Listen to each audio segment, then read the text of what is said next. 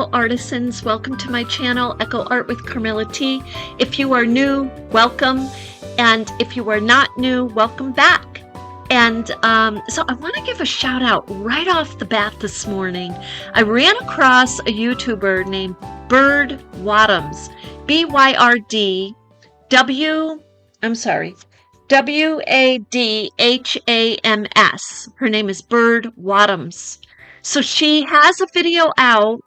First, I want to say I'm giving her a shout out because I'm loving what her mission is. She's a sewist, and she says, I don't think style should be defined by age. I love it. I love it. And so check her out. But she has a video on there talking about Joann Fabrics going into bankruptcy. I had vaguely, I work like 8 to 10 hours a day, probably closer to 10 and sometimes 12 because I'm juggling. So sometimes I look at the news, and sometimes I throw if it's a project where I can just listen, I'll throw the news on the TV. However, I kind of missed this thing about Joann's going bankrupt. Now, this is a perfect time, and I want to also kind of throw something in there that a viewer and my new member, free member on Patreon asked.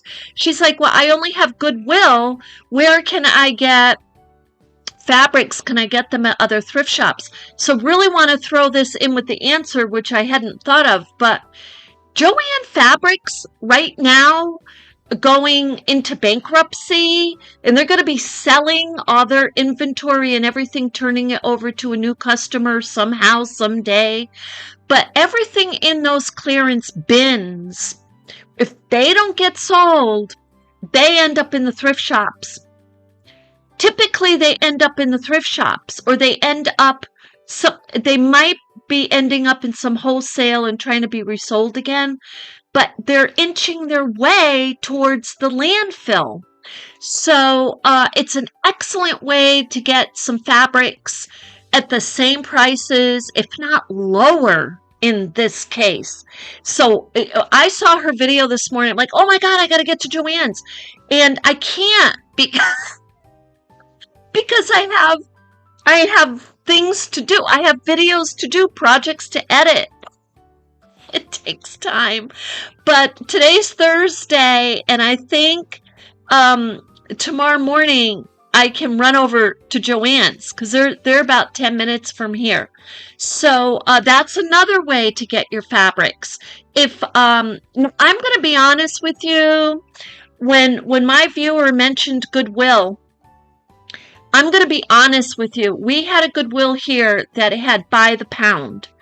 And there were a number of people who were very serious resellers.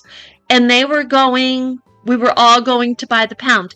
I was not a serious reseller. I was like, okay, let me see if I can get some things and put them on to Macari.com, and sell them at low prices and help people get brand names at low prices.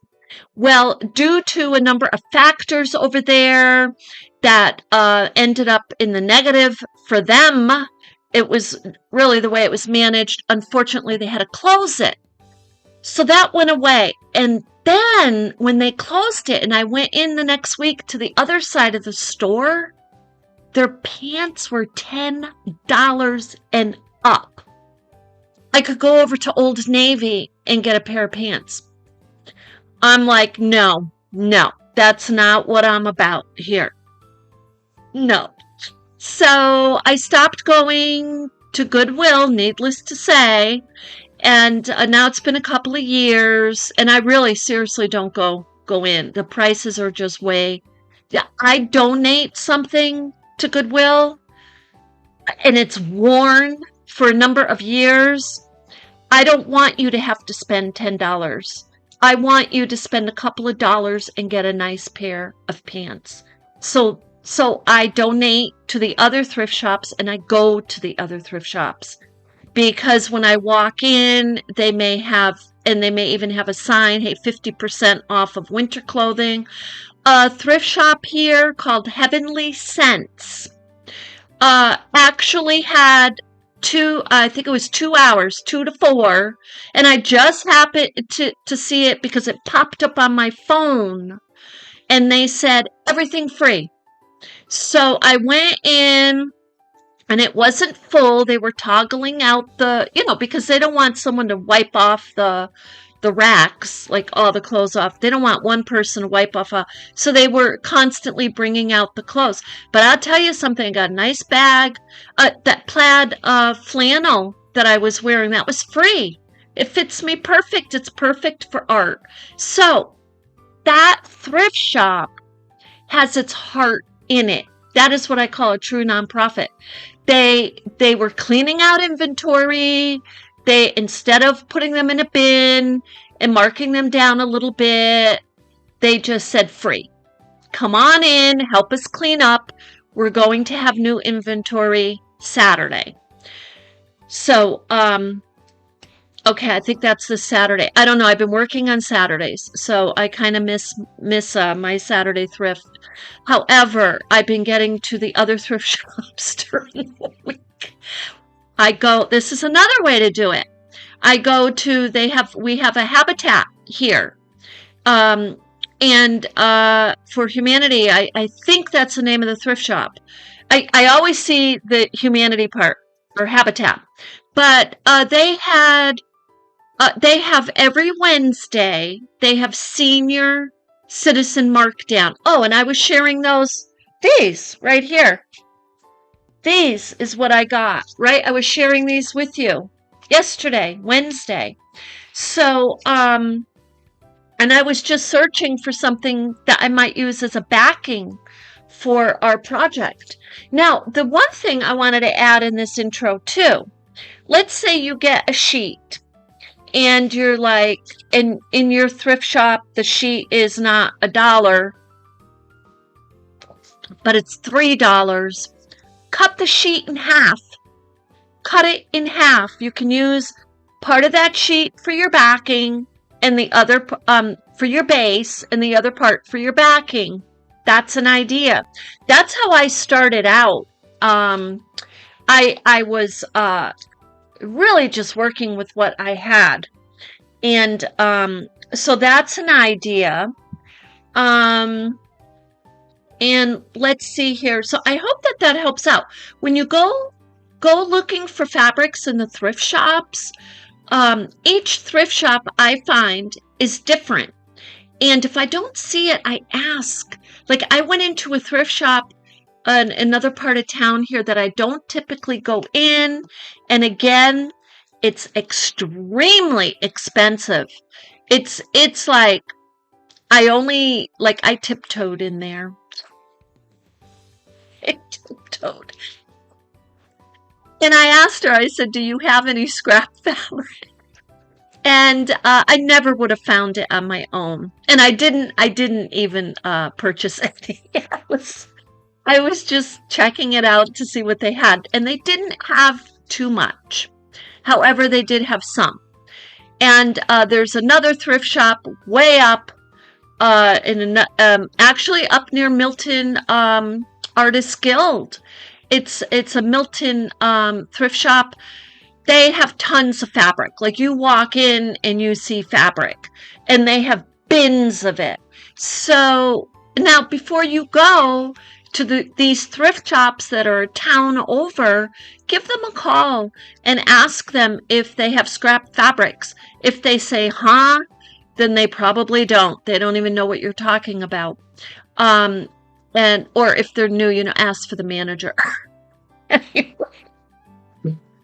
So with that said, so a few things, some commenters, a couple things. So yes, you can comment on members who are free on Patreon. Yes, you can comment on the video, so your comments come through. So I would love to hear what you would like me or like to see more of, because the more of stuff I'm going to be putting on Patreon. That's why I got the Patreon, to kind of have you direct me to what more you would like to see. So to sign up for a free member over there is your name and email. That's it. And that's on any Patreon. So now the other things I wanted to mention on YouTube, some commenters are welcome Netherlands. I mean, and Texas. I am getting people from all over the world. I am so excited. I want to know where you're from. And you know, Netherlands, even if it's a different state, Texas or Netherlands, we have different styles like going on in the quilting, in the tradition, in the sewing, in the projects. And this is what piques my interest. I cannot tell you how excited I get about all of that. So I am so happy that that you're jumping on board. And some people were saying, you know, they got their Sashiko needle, they're using the longer one. Yeah, Sashiko needles will come in different sizes. And yes, that longer one will have a little bit wider eye. And yes, you can get the lacy thread through that. Somebody was confirming that she's doing that. She's using her Sashiko needle, and she loves mixing up Boro Inspired, Kawandi Inspired. And you know, I expect some of you to be taking your accounts and throwing your beautiful creations and projects out there and start your own YouTube. And hey, maybe we can all interview each other. Anyway, we want to connect and build this community is what I was saying. So seriously though, some people have done some amazing, and they learn quickly. They just start doing it and boom, they take off. So so that. Now, the other thing I want to share with you is I'm going to put the camera down, and I want to share something with you. If you're using a sheet, let me just pull the sheet over here. If you're using a sheet, up on the top of your sheet, like this is doubled because it's the hem folded over. So if you cut here, it opens. So I want to show you. So if you take your sheet, or you take your curtain, or whatever it is, a piece of fabric, and you notice a nice fold over hem going on, what you want to do is pay attention to your sides. So this one, you're going to hear a jet. You might hear the jet. So this one, so I just want to I want to demonstrate this for you, because I'm going to put this down a little bit. I was thinking of it this morning as I was prepping. I was going to get this all ready, and I said, no, I'm going to show them. So I want to show you this piece of fabric that I'm using. I'm going to put the dowel in. Now watch here, because I want this to be a wall hanging. That's what my piece is going to be. Yours could be a blanket. It could be a wall hanging. If you do not have an already folded over hem, you can make one. Now look how this stops. So it stops. So this is right here, that's sewn. So this is striped. Now, if I cut right at the edge there, it comes out, I don't know if you can see this, but it actually goes a little crooked. This is not a straight line. It's crooked. The hem might be straight. However, when I cut this, which I'm going to do right now, I'm going to stay right on a straight line right there. So I'm going to come in, 3/4 of an inch about, and I'm going to cut that.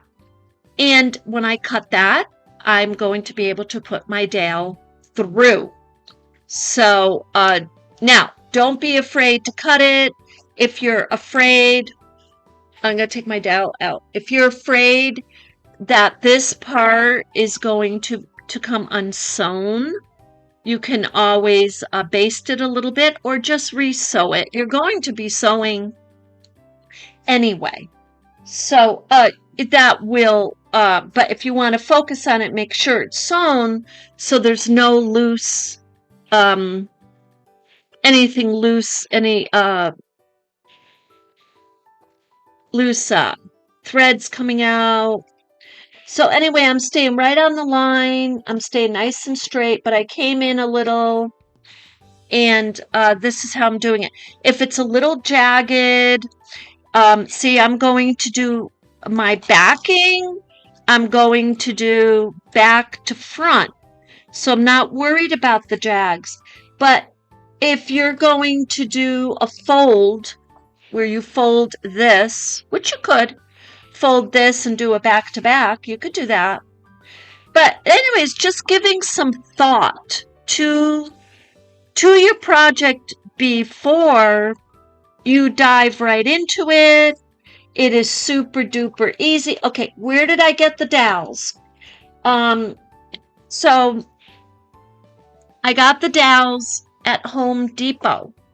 Now, at Home Depot, they will, here in Vermont, they have you cut your own dowels. They have you measure and cut. So when I was getting orientated to all of this, I was looking for someone and I couldn't find someone. So I was standing there and I noticed the guys, the construction carpenters and people were standing. I asked them to do it for the first time anyway, and I totally got the gist of it. So now I can go in, I can select, I can measure, and I can. Now that I cut this, I just want to show you. So what you want to do is before you begin your project, and you don't have to do it beforehand, you can do it out, but get your dowel and see. So this dowel that I had on hand, to me, this is fine. I mean, this is totally fine. I'm going to put wire at the end of it here, you tie it, and then you hang it up with the wire. That's how you do it. But that's going to flow, and I love the flow. I don't want it perfectly straight and framed and like that. Now, you could. That's a style. It's just all style. So, excuse me.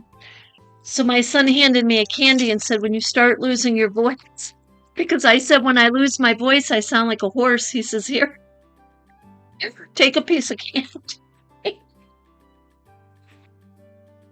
So anyway, this measures, because I cut, and initially I had about 45 inches, and now I have, okay, 36. This is going to be a perfect 40. Now the other thing I want to point out, this is perfect 40.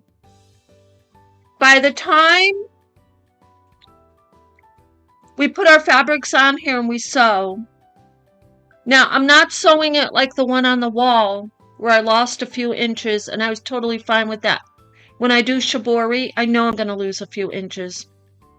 This one, we're not going to lose that many. We're really not. We might lose a little, like an eighth. But, so keep that in mind, because if you're measuring, let's say you're making this for your mother, for Mother's Day,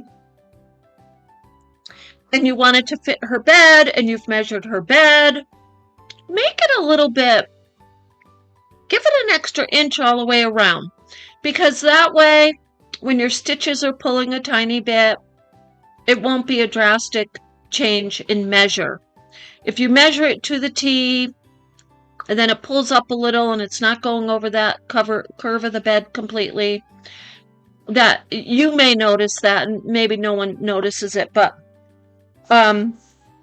anyway, it's just beautiful. I mean, you know, so, okay, what we're going to do is in this video, I'm going to get my patches. I'm going to set them up. So very next, we'll start sewing. And the reason, and I think I did tell you this, however, I'm going to repeat it, that I can work right here at the table because I'm going to sew as we go along. So I'm not going to worry what the whole thing looks like. And that's huge for me. So that's a little growing thing for me. I see it. Okay, we are back, everyone. So we are ready to start putting our patches down. We're going to put them down one by one. And as you saw with this piece over here, they are sewn into place one by one. Now, some of them, I will leave the bottom open and not sewn completely because maybe, or on the side, because maybe I want to overlap it or underlap it. And that's why on that one, sometimes you see the Sashiko stitches going right through the block. But that's okay. I mean, you can do this any way you want. If you want to sew each piece completely on, and we will. On some of these, we totally will do that. And I'll show you why and how as we proceed with our design. This design is completely, the layout is completely different from like that one up on the wall where I just laid everything out and then I started to sew. I laid everything out on the base and started to sew. And that's how I do that's how I did this piece. That's how I do most of my pieces. They are laid out and then I come back and sew. However, this piece is we're going to sew piece by piece. And so at the end, we have a big surprise. So now if you do have the hem, you want to start just at the bottom of the hem to leave that open so you're not sewing it closed. And we'll come back up and figure out different ways to decorate that hem. So I'm going to put the camera down and pick a fabric that I am drawn to, and I'm loving this one. I love this one. So I'm going to put this one right here. And I don't think that's perfectly even all the way around, but that's okay. I'm going to pin it in place so I can sew. And I'm kind of leaving my edge there. I think this particular one, if I was to place another piece of fabric right next to it, because I want to just sew this whole thing in place, I would pick this one. I would pick this one. And the only reason, we're not going ahead any farther than that, because I want to sew this whole thing in place. I do want it overlapping. I want it overlapping. If I didn't, I would just not even pick that. I would just sew this in place and then put one on top of it. But to give you a gist of the different ways and how I'm doing piece by piece, I'm just going to bring you with me. So I'm just going to lay this particular piece out here like that. And I'm going to pin it.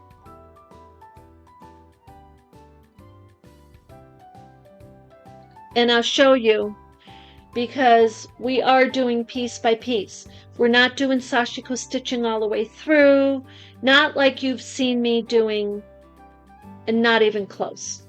So I'm going to put this under the computer so you can see me get started here. So this, I want to start, I'm going to be mindful about giving myself, and this is how I'm doing it, and you can sew the whole thing down, but I'm going to leave that, I want to leave this just about a ½ inch. So it's a little bit more than 1/8 of an inch.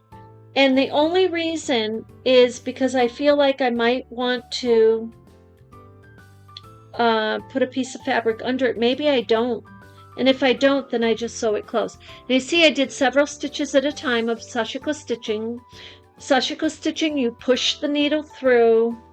As with embroidery, you pull it. And with embroidery, you're using a hoop, and you're doing very delicate, usually intricate designs. This is our running stitch for Sashiko. It's very humble and kind of like a free stitching, you might say, freehand stitching. And I'm going to take this pin out, and I'm going straight across.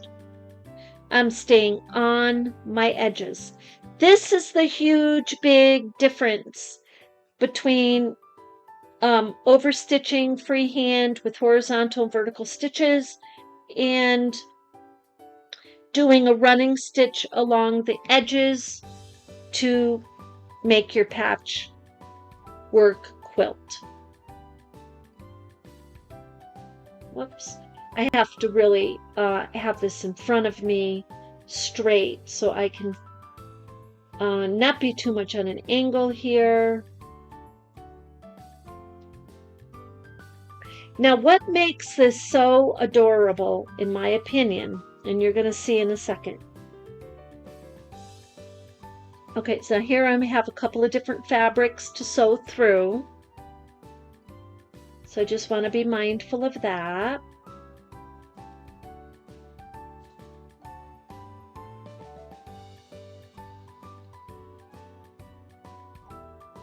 I'm going to do a back stitch here because I just want to catch that and I want to get on to this fabric.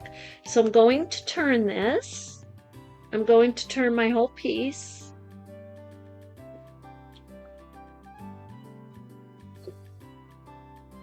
There.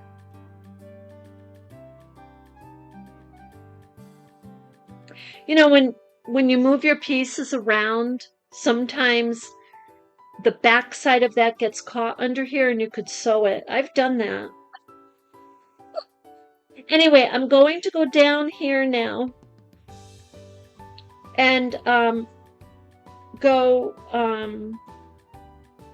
around like that. I'm going to come over here and I'm going to go down here. Now, I can do this different on each piece. The commonality is the common way, the key to this quilt is you're doing piece by piece and you're stitching around the edges.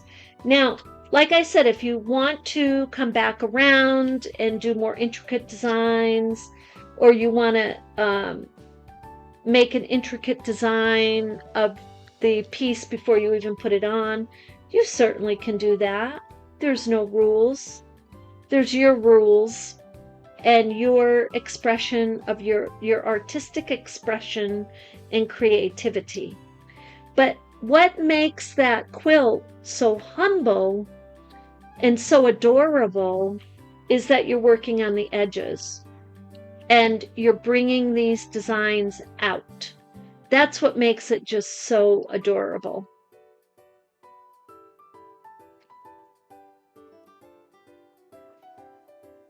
Now I have to turn this again. And you know, as you go through this quilt, the amount that you have to, remainder of the amount there gets less on that side anyway. On the back side of the quilt.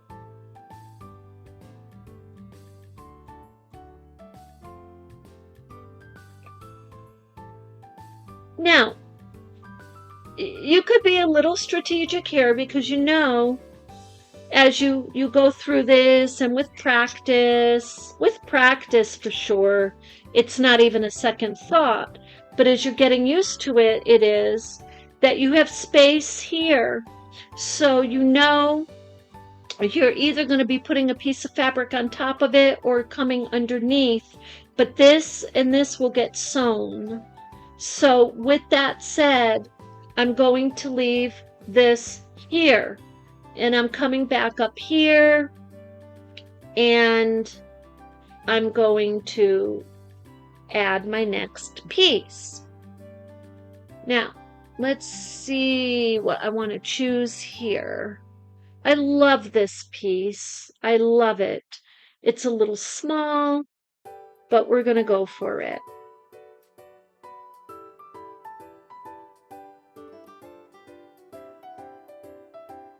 And I'm going to go this way.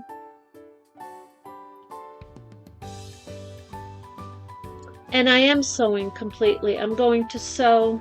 This is what I wanted to show you.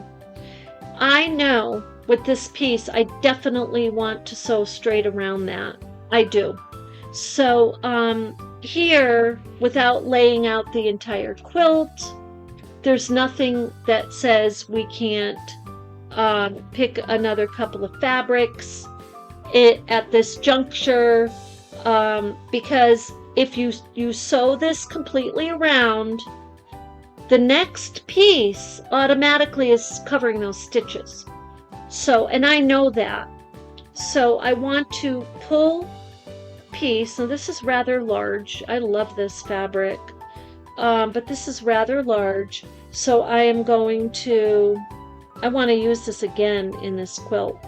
So I'm just going to get a piece here that I think might go well. And this is what I mean by being a little strategic, piece by piece. Now you can see how I got in the habit and how I want to lay the whole thing out, but I'm not going to. But I know that I want this stitched on completely. So for this particular design, this is what I'm going to do. I'm going to put this one underneath and stitch these few right into place. And that's how I'm going to do it. And you know, I could come back around, and we're going to do this with this piece on Saturday, because I'm going to try to work on it between now and Saturday. But we're going to come back around on Saturday, because I'm kind of overlapping and underlapping as we go along. But if you wanted, you could sew them all like that, and then you can come back around and sew pieces on top of it also. We are going to do that too. We're going to come back around when we have it all done, and we're going to sew. We're going to do some stacking. It's going to be very awesome. I totally love that. So anyway, now if you have questions on this, please let me know, because I know I'm going a little back and forth on you, and you're probably saying, like, what the heck is going on? But it's basically no rules. So you can design this the way you want. So I'm going to put these needles over here, and we're going to turn this around. This needle and thread I'll continue over there, because after this next piece, I'm going to bring you to the next row. And the reason is because of time. If we continue down there, it will be another hour before I get you to that next row. So we'll just go to the next row, and you can see what I'm talking about.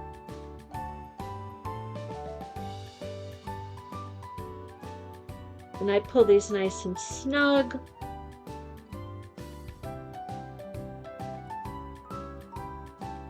Do your stitches need to be even? Do they need to be perfect? Absolutely not. That is not what this technique is. And if someone says to you, oh, there's only one technique, there's many techniques. Freestyle is actually very difficult in my book, because it has the Sashiko stitching going all different ways. Like, I mean, it's difficult. It is difficult to do that because you want to go up and down, back and forth, but you don't necessarily think about going diagonal or all different directions is what freehand Sashiko stitching does.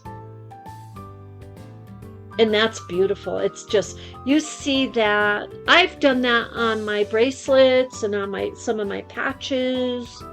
A patch that I show over on Patreon, and I've shown it on YouTube, but it's a very small patch on a hat, on a crocheted hat, and I did it long ago. But that goes in all different directions, and that's freestyle. And they're not straight, and they're not the same width, this and that. That's a different technique. That's a more using a pattern, using a hoop. It's more contemporary, traditional, Japanese, well-trained way to do that. So this is much more humble and different. So I'm going to turn this way, and I'm just continuing. I'm going to do a back stitch here just to catch that. We are showcasing our beautiful fabrics, and we're going straight across, staying on the edge of this fabric. Pull that out, and you see just how adorable this is. It's just adorable. I seriously love this. I don't always have the patience to do this style. That's my thing. It's like I just want to get all the vision down and then start sewing. So this is very, very good for me. Now I'm going to stop here. I'm being mindful to stop here. It's about 1/2 inch from the edge, because again, I may want to come back when I continue this. I may want to lay out something over or under. So let's do this. I'm going to turn this around because I want to get you to, whoops, where's my needles there? I want to get you to the second row. So I'm just going to put that in place there, and we're going to get to the second row. Because when I first started this Boro Inspired, I was really, and I know it's a common thing, people are not sure where to place their patches. They're like, okay, I mean, yeah, they know it's the second row, excuse me, and maybe they place it up here, but look how far up that is. So this is your guide. This is why I repeat and I try to help people with those types of details, because this is your guide. It's about 1/8 of an inch, whether you're going under or over. That's your guide. So if I bring this piece and I know I want to cover that immediate space, I keep in mind my guide, that it's going to cover about 1/8 of an inch.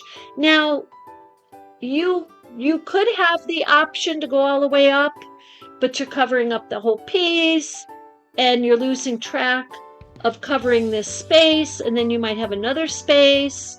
So all of a sudden it's becoming something else. But so here I want to make sure it's 1/8 of an inch on this side, and up here at least 1/8 of an inch. And do I want it over or under? Now if I go under, I might have to bring it a little bit more under to make sure I'm covering that. Now that, and I'm going to be honest. I'm not sure if I want it over or under. I'm feeling like I want it over, okay? Because it's a different shape and I'm loving that. And it's scrap. So that's my beginning of my second row. So what I'm going to do is sew this into place.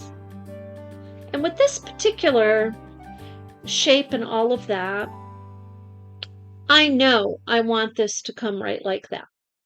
And so I'm making like, I could lay another piece there. But this is where we need to be careful not to lay too many pieces out. But let's say we laid our next piece out. This is wrinkled and I actually did iron that. So we'll come back and iron the entire piece. Let's see here.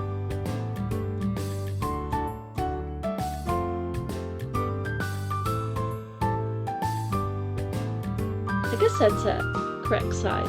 So what I'm going to do is I'm going to put this one underneath and I'm going to make sure it's 1/8 of an inch, 1/8 of an inch up. And I want to show you this because if I pull this piece over more, then I'm going to get a space there. And right now I have a space there. So now this is as far as I go on this particular piece because I want to do this piece and then I can focus on my next piece. So here on this piece I may decide to just sew that completely in. So then my next, and I'm just showing you this ahead of time, so my next piece would come like this possibly if I want it, because I want to cover this and I want to cover this. So that's my goal.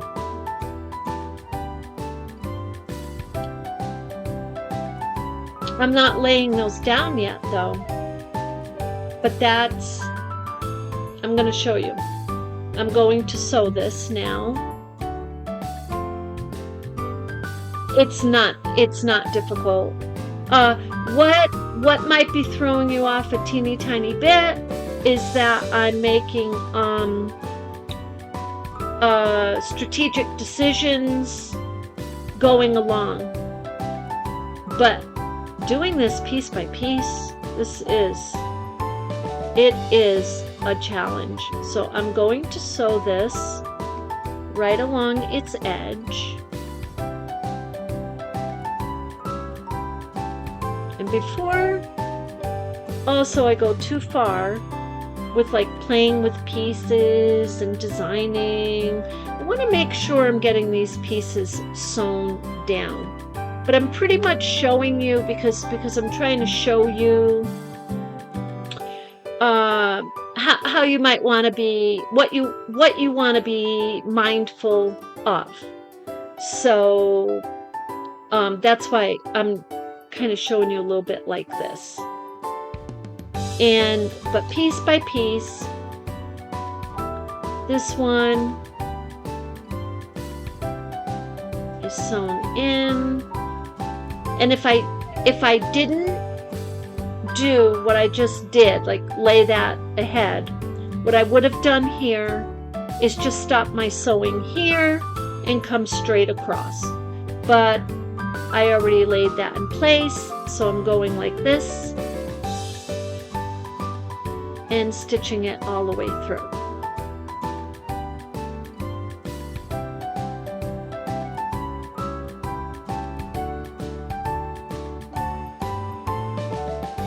Now, what you saw on my other piece was sometimes I would cut up through and come across here. And that's what I'm going to do here.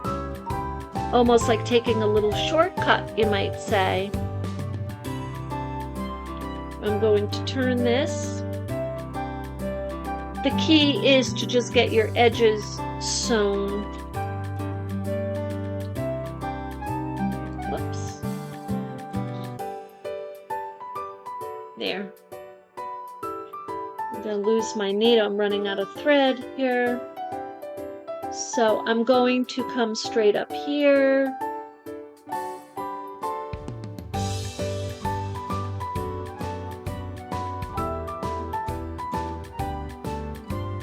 And now you can improvise and create your own way of doing this. This is kind of just a Carmella way, because I found just stopping short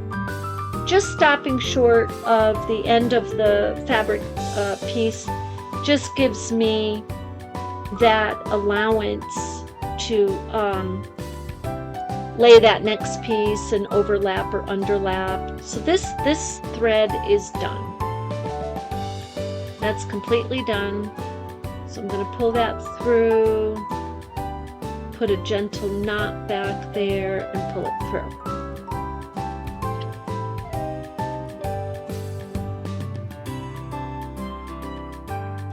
Now, one of the things I do is go back and check my stitches. So I still have to stitch this. And that is the advantage of stitching your whole piece on one at a time. Kind of jumpy. I'm a little jumpy and kind of doing that. You have to be mindful of, but look how adorable this is. Let me just look at that. I mean, it didn't really take us that long. But anyway, that's the gist of it, is to sew your pieces in place.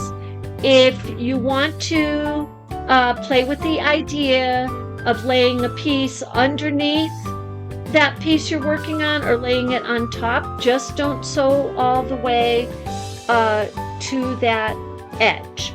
And then once you have that in place, then continue sewing. So I hope that helps. I will be going live on Saturday working on this. I don't know if I get any farther than this right now. I will try, but and then I'll talk to you more and show you more how I'm doing it and my thought process, which, you know, there's no rules to this. So whatever feels comfortable to you.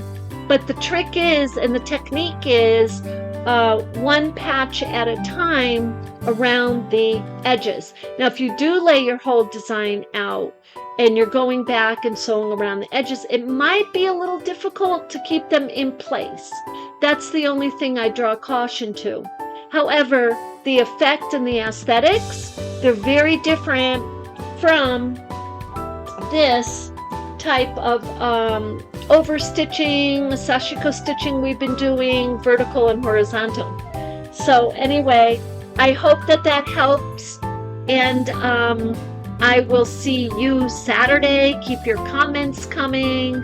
Let me know if you're confused or if this is making sense, because we'll definitely, and then we'll know more what to talk about Saturday if you have questions, specific questions on this. So have a beautiful